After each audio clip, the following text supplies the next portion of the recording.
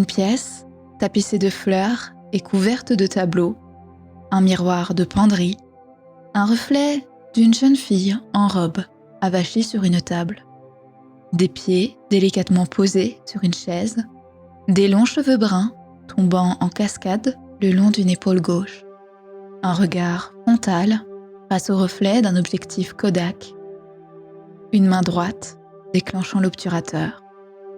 Au dos de l'image est inscrit à la main « Autoportrait dans ma chambre, ma première photo ». Première photographie d'une adolescente allemande âgée de seulement 14 ans. Elle s'appelle Ilse et cette première photographie d'une vie prise en 1913 annonce déjà une carrière florissante pour cette photographe en devenir. Cette image, pourtant modeste, ouvre le récit d'une vie de reine, prête à dominer l'histoire photographique des années 30. Une vie marquée par la lumière du modernisme, mais aussi par l'ombre de l'exil, par la conquête des galeries européennes et américaines, puis par l'oubli. Alors installe-toi confortablement et prépare-toi à t'immerger dans le parcours hors du commun d'une femme dont le regard a façonné son époque grâce à l'unique objectif d'un Leica. Je suis Élodie Bonin et tu écoutes Nicéphore, le podcast qui te plonge dans l'histoire de la photographie pour insuffler une nouvelle ère dans ta créativité.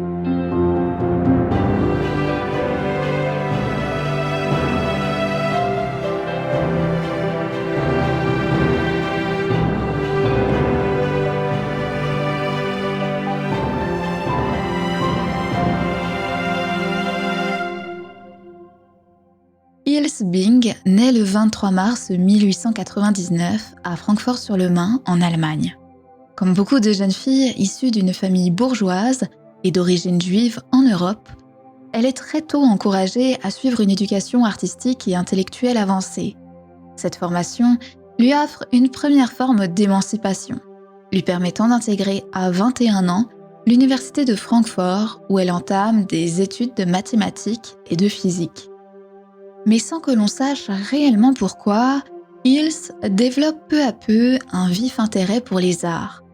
Certains avancent que cette nouvelle passion serait née de sa découverte du peintre Jan van Eyck, bien qu'aucune source ne vienne confirmer cette hypothèse. Quoi qu'il en soit, son attrait pour l'art devient si fort qu'elle finit par abandonner les sciences en 1923 pour se tourner vers l'histoire de l'art qu'elle étudiera à Francfort puis à Vienne. Dans le cadre de son doctorat, elle choisit de consacrer sa thèse au travail de l'architecte néoclassique allemand Friedrich Gilly.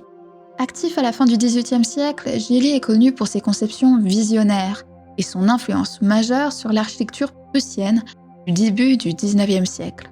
Afin d'illustrer ses recherches, Ilse décide de photographier elle-même les édifices mentionnés dans ses travaux. Munie d'un appareil grand format Voigtländer, elle sillonne les monuments à la recherche d'un point de vue idéal pour rendre compte de ses analyses. Je n'ai pas choisi la photographie, c'est elle qui m'a choisi. Je ne le savais pas à l'époque. Un artiste n'y pense pas d'abord et ne pratique pas son art ensuite.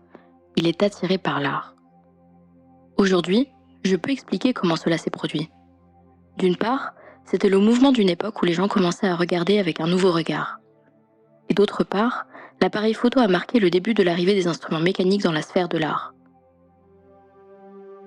Seule, elle apprend à maîtriser le maniement du boîtier, ainsi que les bases de la chimie photographique. Et c'est précisément au fil de cette démarche documentaire que naît en elle un véritable enthousiasme pour la photographie. Un enthousiasme qui ne cessera de croître jusqu'à la mener à un tournant décisif, abandonner sa thèse et donc son doctorat pour se consacrer pleinement à ce médium en plein essor. Sans le savoir, j'étais déjà une photographe moderne. Je ne suis pas de ceux qui parlent des autres. Je dois le faire moi-même. En une fraction de seconde, j'ai décidé d'abandonner la carrière universitaire et de me consacrer à la photographie. Très rapidement, en 1928, Ilse Bing adopte le Leica, le tout premier boîtier portatif de l'histoire. Ce choix devient immédiatement sa signature. Grâce à lui, elle se distingue dans le paysage émergent du photojournalisme indépendant et impose sa place dans la presse. L'âge d'or des magazines illustrés est sur le point de s'ouvrir et Hills compte bien y prendre part. En moins d'1 an, son regard, désormais armé du Leica, lui ouvre de nombreuses collaborations prestigieuses, parmi lesquelles se démarquent le Frankfurter Illustriert et le Das Illustriert-Blatt.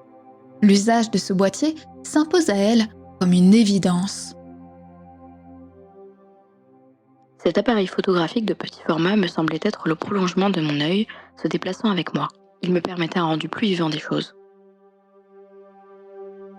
Durant cette même période où elle forge sa réputation, Hills Bing prend le temps de s'entourer de figures majeures de l'avant-garde allemande.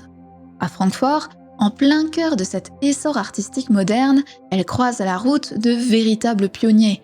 Les peintres El Lissitzky, Kurt Schwitzer, Anna Heu, mais aussi l'architecte et urbaniste néerlandais Mart Stam. C'est d'ailleurs avec ce dernier qu'elle collabore le plus intensément au cours de ses 2 premières années de carrière florissante, l'accompagnant sur plusieurs projets et documentant ses nombreuses avancées. Mais si l'avant-garde allemande nourrit son inspiration, c'est surtout l'avant-garde française qui éveille en elle un désir profond, et en particulier la figure incontournable de Florence Henry, connue pour ses jeux de formes abstraites et sa recherche continue de reflets qu'elle explore à travers un usage systématique du miroir. L'approche constructiviste de la photographe française séduit tout particulièrement Hills. À travers ses propres images, la jeune Allemande commence à rêver de Paris, de cette capitale des arts dont elle pressent tout ce qu'elle pourrait apporter à sa pratique. Et ses rêves deviennent réalité. En 1930, Hills Bing émigre à Paris et se plonge presque immédiatement dans l'effervescence de l'avant-garde artistique parisienne. Elle y côtoie les plus grands noms du surréalisme et de la nouvelle vision, Dora Maar, Man Ray, Brassailles, Emmanuel Souguez et même, ce qui semblait inespéré, Florence Henry. À leur côté, Hills participe activement à l'essor de la photographie dans la capitale. Elle contribue à faire de Paris un centre névralgique de l'histoire du médium. Son objectif révèle un Paris multiple, à la fois nostalgique, vibrant, urbain, mais aussi profondément banal. Car Hills Bing aime capturer l'anodin, le quotidien, ces petits riens qui échappent au regard pressé. Un billet de tramway déchiré, un loquet de porte, un réverbère isolé. Son regard devient le miroir sensible de la capitale française. Dès le premier instant, j'ai senti les racines de mes pieds sur le trottoir. Paris est encore aujourd'hui l'endroit au monde où je suis la plus heureuse, le plus moi-même. Elle poursuit parallèlement ses collaborations avec les magazines illustrés tels que Vue, Art et métiers graphiques photographie, L'Art vivant ou encore Harper's Bazaar. À cette première source de revenus s'ajoutent les portraits, un genre qu'elle perfectionne aux côtés de Florence Henry, devenue entre-temps sa véritable mentor.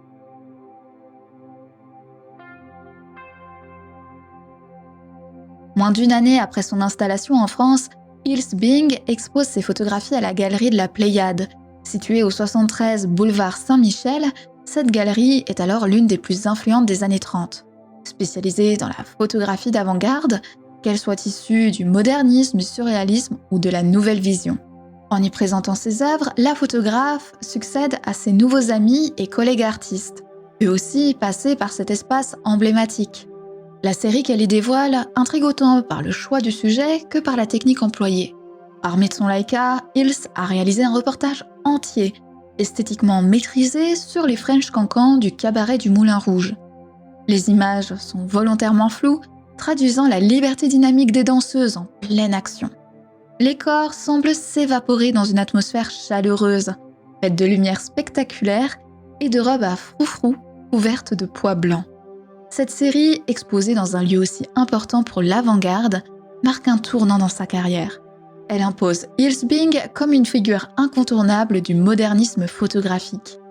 Dans la foulée de cet événement déterminant, Hills est invitée la même année à participer au prestigieux 26e Salon international d'art photographique organisé à Paris. Ce salon, fondé en 1854 par la Société française de photographie, aussi appelée SFP, a pour mission de promouvoir la photographie comme art et science à l'échelle mondiale. Participer à une telle manifestation confirme une fois encore qu'Hills Bing atteint rapidement et c'est peu dire, puisqu'elle n'a alors que 34 ans, une reconnaissance internationale dans le courant moderniste photographique. Et au cours de cette exposition, le travail d'Ilse Bing retient particulièrement l'attention du photographe et critique français Emmanuel Souguez. À l'époque directeur du service photographique de l'illustration, il publie à la fin du salon un article dans lequel il la désigne sous le titre évocateur de reine du Leica, un surnom pleinement justifié. Ilse est alors la première photographe professionnelle à Paris à utiliser exclusivement le Leica 35 mm dans sa pratique. Et son maniement de l'appareil est d'une remarquable maîtrise. Elle n'hésite pas à expérimenter, à s'aventurer dans la prise de vue au flash électronique ou encore à photographier de nuit. Dès son arrivée à Paris, elle entame également des recherches chimiques autour de la solarisation. Pour rappel, cette technique a été découverte en 1929 par Lee Miller, alors assistante de Man Ray, lorsqu'elle exposa accidentellement un tirage en cours de développement. Quelques secondes de lumière suffirent à inverser partiellement les tonalités, produisant une image à la fois négative et positive. Ce raté devient vite un effet recherché, que le couple Man Ray-Lee Miller explore ensuite méthodiquement pour l'intégrer à l'esthétique surréaliste. Ilse Bing, de son côté, semble mener ses propres essais de manière totalement indépendante, dès 1930 sans connaître les travaux de ses contemporains. Seule, elle expérimente la solarisation et cherche à en maîtriser les effets pour les appliquer à sa photographie moderne. Elle y ajoute une touche subtile de surréalisme qu'elle insuffle à ses scènes de rue parisiennes, d'ordinaire plutôt brutes. Une anecdote qui témoigne non seulement de sa ténacité, mais aussi de sa grande intelligence expérimentale. Car contrairement à Lee Miller et Man Ray, Ilse Bing mène ses explorations sans assistance, sans collaboration, sans appui. C'était une époque d'exploration et de découverte. Nous voulions montrer que l'appareil pouvait faire ce que le pinceau ne pouvait pas faire. Et nous brisions toutes les règles. Nous photographions dans la lumière. Parfois, nous photographions la lumière elle-même. Nous distordions les perspectives et nous montrions le mouvement par le flou. Ce que nous photographions était nouveau, également. Du papier froissé, des feuilles mortes, une flaque d'eau dans la rue. Les gens pensaient que ça n'avait aucune valeur. Mais aller à l'encontre des règles a ouvert les portes à de nouvelles possibilités. Dans les années qui suivent son arrivée en France, elle rejoint plusieurs groupes de photographes. C'est ainsi qu'elle se retrouve à côtoyer Lee Miller et André Kertész. À leur côté, elle apprend à photographier Paris de nuit, à dynamiser encore davantage ses compositions. En chambre noire, elle affine ses techniques de retouche, recourt aux expositions multiples et au recadrage, explore des angles inattendus et privilégie de plus en plus les plans rapprochés. Elle apprend à jouer avec le grain, à en faire une matière d'image, un langage visuel à part entière, surtout lorsqu'il se fait dense et marqué. Entourée par cette effervescence d'avant-garde, Ilse Bing développe un corpus photographique qui se distingue nettement de celui de ses contemporains. Qu'il s'agisse de mode, d'architecture, de portraits ou de paysages urbains, son travail incarne un équilibre inédit. Une abstraction empruntée au constructivisme, une poésie issue du surréalisme et une rigueur formelle fidèle à la nouvelle vision. Toujours en 1931 et en plus de ses deux premières expositions, Ilse Bing est conviée à une nouvelle exposition internationale, Das Lichtbild, que l'on peut traduire par l'image de lumière et se tenant à Munich en Allemagne. Là-bas, la photographe affirme sa légitimité comme pionnière de la photographie moderne européenne. Mais plus encore, cette exposition marque une rencontre décisive, celle de l'écrivain américain d'origine néerlandaise Hendrik Wilhelm van Loon. Très rapidement, l'écrivain basé à New York devient le protecteur de la photographe. Il introduit son travail dans le monde de l'art américain en le présentant au marchand et galeriste Julien Lévy. C'est ce dernier qui lui offre sa toute première exposition sur le sol américain en 1932. Intitulée Modern European Photography, elle se tient dans la galerie new-yorkaise de Julien Lévy. Aux côtés des œuvres de 19 autres photographes, pour la plupart des hommes, tels que Man Ray, Brassai, André Kertész et Laszlo Moholy-Nagy, Hills Bing se fait remarquer par de nombreux collectionneurs américains et conquiert ainsi le cœur de l'outre-Atlantique. Je me sentais comme une antenne qui recevait ce qui venait à moi, mais pas un appareil qui veut explorer quelque chose. Quand je veux explorer quelque chose, j'ai déjà quelque chose en tête, et inconsciemment, j'ai un certain but en tête. Mais si vous êtes une antenne, vous êtes ouvert à l'inattendu. En seulement 1 an et demi, Hills Bing devient bien plus qu'une pionnière européenne de la photographie, elle s'impose comme une figure internationale du modernisme artistique, conquérant à la fois l'Europe et les États-Unis. Ce moment crucial dans son évolution artistique est marqué par l'une des photographies les plus iconiques de toute son œuvre, autoportrait au Leica, réalisé en 1931 dans sa chambre d'hôtel à Londres. Sur cette prise de vue, Hills braque son Leica à hauteur d'œil, en direction de son propre reflet dans un miroir. Un second miroir, situé en arrière-plan, reflète le profil de la photographe au moment où elle effectue la mise au point et déclenche l'obturateur. Ce jeu de miroir rappelle inévitablement son tout premier autoportrait, réalisé en 1913 à 14 ans. Mais il fait aussi écho à l'influence de Florence Henry, grande adepte des autoportraits au miroir, qui a sans doute permis à sa cadette de perfectionner cette approche jusqu'à en faire une œuvre à part entière. Car cette image n'est pas un simple autoportrait, elle y affirme la place centrale du Leica dans la carrière d'Hills, tout en soulignant que ce qu'elle nous donne à voir passe toujours par son regard, son propre point de vue, sa manière de construire la réalité. Les années parisiennes de la photographe se poursuivent dans un élan de reconnaissance. Sa renommée mondiale ne cesse de croître, lui assurant un confort de vie relativement stable tout au long des années 30. Elle enchaîne les publications dans divers magazines illustrés et voit son travail exposé partout en Europe. Elle s'entoure d'artistes et de galeristes influents qui l'encouragent sans cesse à repousser les limites du médium et à affiner sa pratique. C'est dans cette dynamique que son ami Hendrik Wilhelm van Loon lui organise un nouveau séjour aux États-Unis. Hills Bing entame son voyage en 1936 et séjourne 3 mois à New York. Elle y présente son travail dans le cadre d'une exposition personnelle à la John Rhodes Gallery. Sa réputation déjà bien installée s'y renforce considérablement. Elle rencontre plusieurs figures majeures de la photographie américaine, dont le très célèbre Alfred Stieglitz, ancien fondateur du photosécessionnisme, qui poursuit alors ses propres recherches vers une photographie plus moderne. Les critiques américains louent unanimement son travail. Même les rédacteurs en chef du Times, de Fortune et de Life souhaitent la rencontrer personnellement, séduits par un talent qu'ils estiment incomparable. Durant ce séjour new-yorkais, Hills réalise un nouvel autoportrait qui surpasse en intensité et en construction l'ensemble de ses précédents. Pris en plein jour sur un quai de gare surélevée, il dévoile la skyline de Manhattan, dynamisée par la ligne de fuite formée par la structure industrielle. Cette ligne guide notre regard jusqu'à une balance à pièces, dans laquelle se reflète discrètement le visage d'Hills. Un autoportrait caché, mêlant poésie, dynamisme, subjectivité, multiplicité des plans et composition graphique parfaitement maîtrisée. Une image qui fait écho à la manière dont Hills Bing percevait la métropole américaine, elle qui disait s'y sentir comme un atome dans l'univers. Au cours de ces 3 mois, les propositions d'emploi affluent en grand nombre, de quoi flatter la photographe de 38 ans.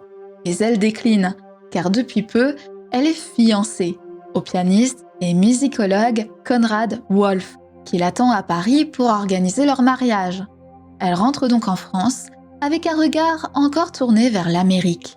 Ce continent incarne pour elle un futur prometteur, une promesse qu'elle n'a pas l'intention d'abandonner.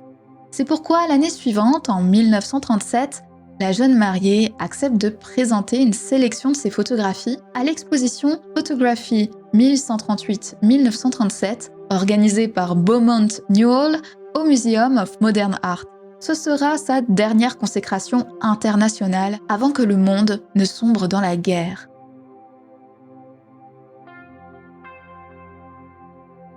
Bien que Paris puisse sembler un refuge pour les exilés, le couple Bing-Wolf, tous deux allemands d'origine juive et ouvertement antifascistes, s'inquiète de l'évolution du conflit.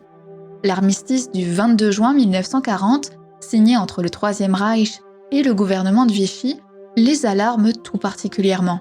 La Convention engage en effet le gouvernement français à interner les ressortissants juifs des zones occupées par l'Allemagne. Sans tarder, il dépose une demande de visa pour les États-Unis, qui est acceptée, mais dont l'obtention des documents officiels nécessite un délai d'attente. Ce délai s'avère trop long. Konrad est arrêté en mai 1940, suivi d'Ils en juin. Séparés, ils sont envoyés dans des camps d'internement situés dans le sud-ouest de la France. Ils est transféré au camp de Gurs, tandis que Konrad est probablement interné à Saint-Cyprien, bien que les sources à ce sujet soient limitées. Le camp de Gurs, situé au pied des Pyrénées, fut initialement construit en 1939 pour accueillir les réfugiés de la guerre civile espagnole. S'étendant sur près de 28 hectares, il comprenait environ 382 baraques, construites selon des modèles d'abris temporaires prévus pour héberger durant quelques jours des soldats de la Première Guerre mondiale.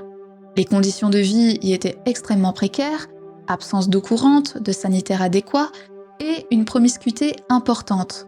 Le terrain argileux et mal drainé transformait le camp en un véritable bourbier lors des périodes de pluie, rendant la vie quotidienne des internés particulièrement difficile.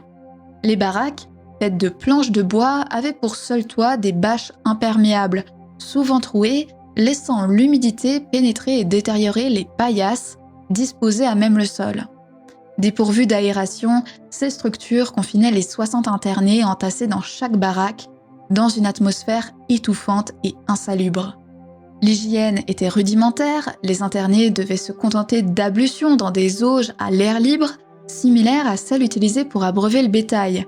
Les latrines, également à l'air libre, posaient des problèmes de dignité, notamment pour les femmes, qui devaient s'entraider pour préserver un semblant d'intimité. La promiscuité, le froid, l'humidité constante et la malnutrition favorisaient la propagation des maladies et la prolifération de vermines, rendant les conditions de survie extrêmement difficiles pour les internés. Contrairement au camp d'extermination nazi, le camp de Gurs, bien que dépourvu de tours de garde et entouré de clôtures rudimentaires, ne pratiquait pas d'exécution massive ni de sadisme systématique. Cependant, les internés, souvent affaiblis, malades, sous-alimentés et peu vêtus, étaient confrontés à un isolement géographique, des barrières linguistiques et une surveillance constante, rendant toute tentative d'évasion périlleuse. Les rares fugitifs capturés étaient relégués dans l'îlot des révoltés et risquaient d'être transférés vers des camps plus sévères en Allemagne. Hilsbing, consciente de ces dangers, n'envisageait pas de fuir, comme elle l'a confié à la photographe allemande Erline Kolb. Beaucoup de gens appellent cela des camps d'internement parce que nous n'avons pas été maltraités. J'ai eu l'impression que c'était un camp de concentration. Être séparé de mon mari, ne pas savoir où il est, ne pas savoir ce qui se passe dans le monde. Cette servitude, le manque absolu de liberté et la dégradation. J'avais toujours une lame de rasoir sur moi. J'étais déterminée à ne pas laisser les nazis m'interner. J'aurais alors mis fin à mes jours. C'était pire que ce que vous pouviez imaginer. Et vous pouviez endurer plus que ce que vous pensiez être possible. Durant son internement, elle fit la connaissance de Hannah Arendt, philosophe juive allemande qui deviendra l'une des penseuses politiques majeures du XXe siècle. À cette époque, Arendt réfléchissait intensément à la condition des réfugiés, à l'exil et à la montée du totalitarisme. Bien qu'Hilsbing ait pu témoigner très brièvement de cette rencontre, l'influence de l'esprit critique d'Arendt semble avoir profondément marqué sa vision du monde. À sa libération, Hills adopta une approche photographique plus introspective et humaniste, délaissant l'instantanéité pour une réflexion plus profonde sur la condition humaine. Si le rôle direct d'Arendt dans cette évolution reste incertain, l'expérience du camp de Gurs a indéniablement laissé une empreinte durable sur Hills. Comme de nombreux survivants, elle ne sortira pas indemne de cette épreuve, d'autant plus qu'elle dut affronter la perte tragique de la majorité de sa famille, déportée et assassinée dans les camps d'extermination nazis. Une fois libérés, Hilsbing et Konrad Wolf s'installent à Marseille, toujours en attente de leur visa pour les États-Unis. Ce n'est qu'en 1941 qu'ils obtiennent enfin l'autorisation de quitter définitivement l'Europe. Hills parvient à emporter ses négatifs, mais ces tirages, trop volumineux et lourds, doivent être confiés à des amis de confiance. Ces derniers les entreposent dans un entrepôt de compagnie maritime française jusqu'à la fin de la guerre. À leur arrivée à New York, le couple est plein d'espoir. Hills dispose d'un réseau de contacts dans la ville et son nom est déjà connu dans les cercles artistiques et médiatiques. Ils espèrent retrouver une vie normale, perdue depuis 2 ans. Cependant, la guerre affecte également les États-Unis et le couple fait face à de sérieuses difficultés financières. Hills ne parvient pas à vivre du photojournalisme en raison de la concurrence intense à New York. Elle se résout donc à cumuler 2 emplois mieux rémunérés, portraitiste pour enfants et toiletteuse pour chiens.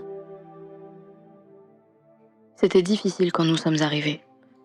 Je devais m'établir et prendre des photos, et je devais commencer avec n'importe quoi. Nous n'avions pas d'argent, juste des dettes.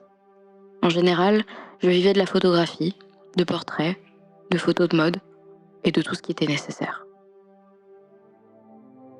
Les photographies qu'Hills Bing réalise désormais à New York gagnent en mélancolie. Elle entame des réflexions philosophiques sur des thèmes tels que l'isolement et l'identité. Son travail devient plus introspectif, tout en conservant une profondeur moderniste et surréaliste. Après la guerre, la photographe tente de revenir au photojournalisme, mais la concurrence reste féroce et elle peine à se démarquer. Elle essaie pourtant d'innover en utilisant un appareil moyen format Rolleiflex, en expérimentant la photographie couleur. Cependant, les coûts d'impression sont trop élevés pour la presse et ces images ne sont pas retenues, notamment pour des raisons économiques. Parallèlement, Hills entreprend des démarches pour récupérer ses tirages laissés en France. Malheureusement, elle se heurte à des problèmes financiers. Les frais de douane sont exorbitants. Elle est contrainte à ne rapatrier qu'une partie de ses œuvres, abandonnant définitivement le reste. À l'âge de 60 ans, Hills Bing vit aux États-Unis depuis près de 2 décennies. Son nom, toutefois associé à l'avant-garde photographique européenne, s'est peu à peu effacé des mémoires. Malgré ses efforts pour s'adapter aux évolutions du médium et de la société, ses œuvres jugées trop modernes ou datées de l'entre-deux-guerres ne rencontrent plus le succès d'antan. Confrontée à des échecs répétés et à des difficultés financières, elle ressent un essoufflement créatif. En 1959, elle prend donc la décision radicale d'abandonner la photographie, estimant ne plus pouvoir exprimer ses émotions à travers ce médium. Je ne pouvais rien dire de nouveau avec ce médium.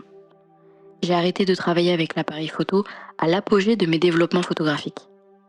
Je ne pouvais pas l'utiliser pour exprimer ce que je vivais.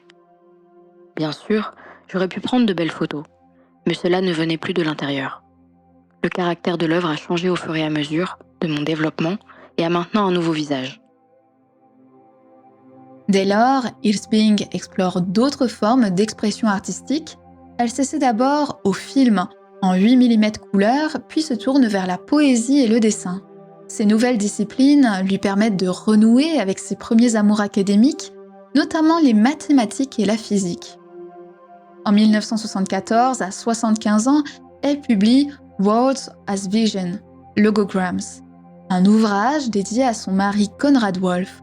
Ce livre présente 111 mots choisis intuitivement, illustrés par ses propres dessins et traduits en 3 langues, allemand, anglais et français.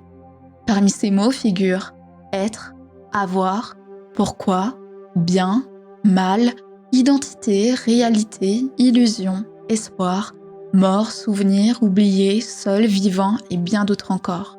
Dans l'épilogue, elle explique : J'ai cueilli les mots comme des fleurs dans un champ. Il n'y a pas de système apparent dans le choix ou l'ordre des mots. Et pourtant, ils peuvent représenter et dévoiler le corps caché de mes pensées. 2 ans plus tard, en 1976, elle publie Numbers in Image, Illuminations of Numerical Meanings. Dans cet ouvrage, elle revient à ses racines scientifiques, en explorant la symbolique des nombres à travers des dessins et des poèmes. Elle y déclare : Cette sélection limitée n'aborde pas toutes les facettes des nombres, car sa fonction est d'éclairer et non d'expliquer. Elle traite des nombres les plus bas, ceux que nous pouvons encore compter sur nos doigts, car ils constituent la base de toute la série numérique, ainsi que le fondement de toutes les constructions mathématiques. Par ses œuvres, Hills Bing démontre une fois de plus sa capacité à se réinventer et à exprimer sa vision du monde, même en dehors du cadre photographique. Durant cette période d'exploration artistique, Iris Bing ne renonce pas à son premier amour, la photographie. Elle redécouvre ses anciens tirages et les réinterprète à travers le prisme du collage, donnant naissance à des œuvres originales, empreintes de modernité, de graphisme et d'une touche surréaliste. Cette esthétique singulière imprègne l'ensemble de ses pratiques artistiques, qu'il s'agisse de poésie, de dessin ou de photographie. En 1974, alors qu'elle publie son premier recueil de dessins, son travail photographique suscite à nouveau l'intérêt du MoMA de New York. Dans un contexte de réévaluation de la photographie en tant qu'art majeur, le MoMA organise plusieurs expositions consacrées aux maîtres du XXe siècle. Grâce à l'impulsion de son mari, Conrad Wolf, les œuvres d'Iris Bing sont incluses dans ces expositions, aux côtés de photographes renommés tels qu'André Kertész, Alexandre Rodchenko et Laszlo Moholy-Nagy. Cette reconnaissance marque le retour d'Iris Bing sur la scène artistique. Bien qu'elle ne reprenne pas la photographie de manière active, elle entreprend de retrouver ses négatifs et de réaliser de nouveaux tirages en vue de constituer un héritage pérenne. On m'a toujours dit « Tu es folle, pourquoi fais-tu ces tirages? Tu n'as pas d'argent, tu n'as rien à manger. Qu'est-ce que tu en fais ?» Mais j'ai fait ces tirages et cela a prouvé qu'ils sont toujours vivants aujourd'hui et qu'ils sont importants dans l'histoire de la photographie. En 1982, à l'âge de 83 ans, elle publie son unique livre photographique, Femmes de l'enfance à la vieillesse. Une série réalisée entre 1929 et 1955, préfacée par la photographe Gisèle Freund. Après cette publication, Iris Bing se retire progressivement de la vie publique. Elle décède le 10 mars 1998 à New York, sans laisser de descendants ni de légataires familiaux.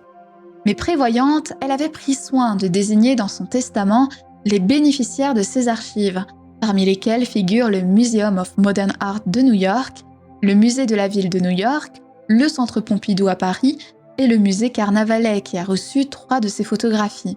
Depuis sa disparition, la cote des œuvres d'Iris Bing n'a cessé de croître. Le 16 novembre 2009, une vente aux enchères monographique, organisée à Drouot-Montaigne, a permis aux collectionneurs amateurs et institutions d'acquérir plus de 500 tirages d'époque de la photographe. Les enchères se sont envolées, témoignant de la reconnaissance posthume d'Iris Bing en tant que pionnière de la photographie moderne, survivante de l'histoire et de l'oubli.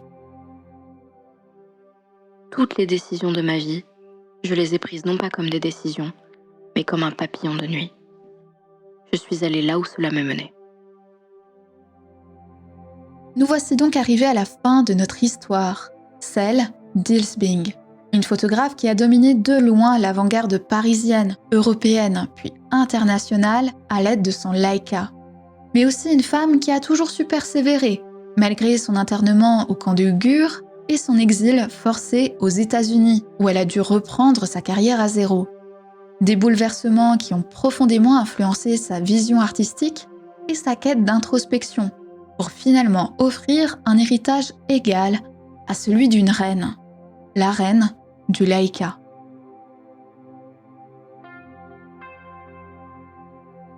Merci d'avoir écouté cet épisode de Nicéphore, et un merci tout particulier à Lou Segura pour son interprétation d'Iris Bing. Si toi, chère auditorice, tu as aimé cette plongée dans l'histoire de la vie de cette photographe, n'hésite pas à laisser des étoiles et un avis sur ta plateforme d'écoute préférée. Tu peux aussi rejoindre la communauté de Nicéphore sur Instagram et TikTok pour prolonger la discussion et découvrir encore plus de contenu autour de l'histoire de la photographie. Alors prends soin de toi et n'oublie pas, pour être inspirant, il suffit d'être inspiré.